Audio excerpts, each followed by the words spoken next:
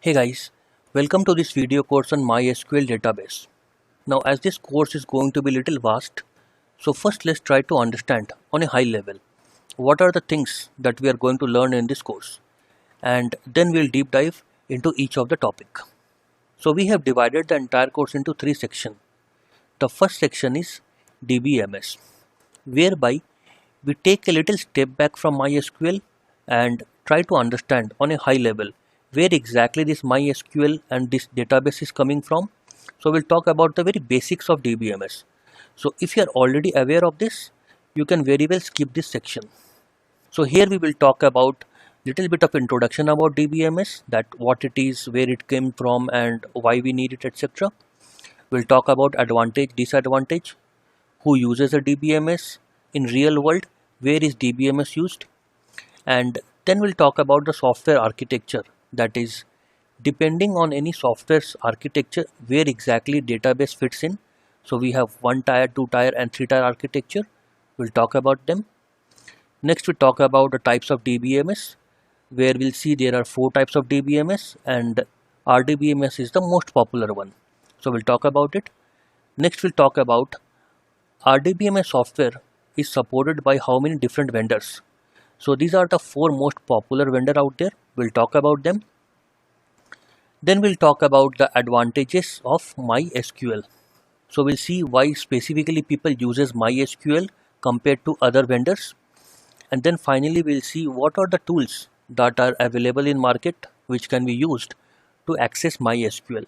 So we have shortlisted the 3 popular ones out here. So now when we have overall idea about DBMS, we will move to the next section where we will see MySQL as a software. So we'll see which corporation provides this software and what are the versions of MySQL available in market, which one we should use, which one we should not use, etc. Then we'll see how we can install MySQL and of course how to uninstall it.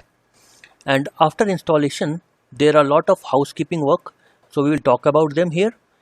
Next we'll talk about how to configure MySQL Workbench, which is nothing but a database tool to access MySQL database. So once we complete these 2 sections, we will be ready to deep dive into MySQL. So if we see here, we have again divided MySQL into 3 parts, that is basics, intermediate and advanced. In basics, we will see what are the different types of data that are supported in MySQL, the types of command that are supported. So we have 5 types of command. We'll see all these 5 types of command in lot of details with lot of examples and hands-on. Once we have understanding of basics, we will move to the next section, which is intermediate.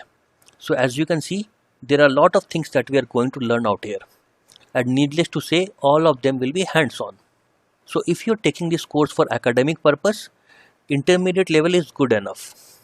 But in case if you are taking this course for interview as well, then I will recommend please also go through advanced part, that is the last section. So here as you can see, there are a lot of advanced things which are generally asked in interviews. So going through all these topics will help you in clearing the interviews as well. So that is all about what we are going to learn in the course. In the next video onwards, let's start learning each of these topics. Thanks for your time.